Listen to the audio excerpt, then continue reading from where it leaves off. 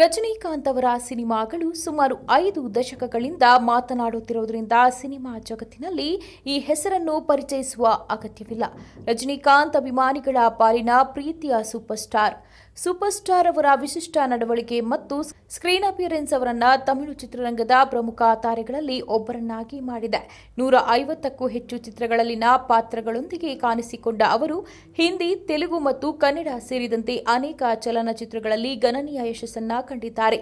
ರಜನಿಕಾಂತ್ ಅಭಿನಯದ ಲಾಲ್ ಸಲಾಂ ಫೆಬ್ರವರಿ 9ರಂದು ಚಿತ್ರಮಂದಿರಗಳಲ್ಲಿ ಬಿಡುಗಡೆಯಾಗಿತ್ತು. ಆದರೆ ಲಾಲ್ ಸಲಾಂ ಚಿತ್ರಕ್ಕೆ ಅದ್ದೂರಿ ಸ್ವಾಗತ ಸಿಕ್ಕಿಲ್ಲ.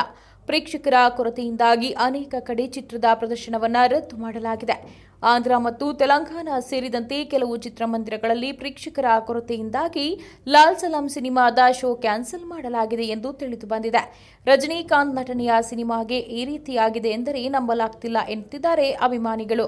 ತಮಿಳುನಾಡಿನಲ್ಲಿ ಉತ್ತಮವಾದ ಆರಂಭ ಪಡೆದ ಚಿತ್ರಕ್ಕೆ ಆಂಧ್ರದಲ್ಲಿ ಹಿನ್ನಡೆಯಾಗಿದೆ. ಎಷ್ಟರ ಮಟ್ಟಿಗೆ ಅಂದರೆ ಅನೇಕ ಕಡೆ ಲಾಲ್ ಸಲಾಂ ಚಿತ್ರದ ಮೊದಲ ದಿನದ ಮೊದಲ ಪ್ರದರ್ಶನ ರದ್ದು ಮಾಡಲಾಗಿದೆ. ಹೌದು, ಹೈದರಾಬಾದ್ನ ಅನೇಕ ಕಡೆ ಲಾಲ್ ಸಲಾಂ ಚಿತ್ರದ ತೆಲುಗು ಪ್ರದರ್ಶನ ರದ್ದಾಗಿವೆ. ಮುಂಗಡ ಟಿಕೆಟ್ ಖರೀದಿಸಿದ್ದ ಬೆರಳೆಣಿಕೆಯಷ್ಟು ಜನಕ್ಕೆ ಹಣವನ್ನು ಮರುಪಾವತಿ ಮಾಡಿದ್ದಾರೆ ಎಂಬ ಸುದ್ದಿ ಹಬ್ಬಿದೆ.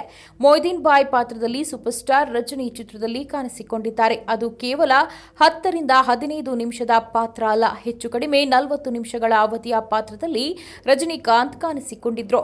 ತೆಲುಗಿಗೆ ಡಬ್ ಆದ ಜೈಲರ್ ಸಿನಿಮಾಗೆ ಆಂಧ್ರ ಮತ್ತು ತೆಲಂಗಾಣದಲ್ಲಿ ಒಟ್ಟು 47 ಕೋಟಿ ರೂಪಾಯಿ ಕಲೆಕ್ಷನ್ ಮಾಡಿತ್ತು.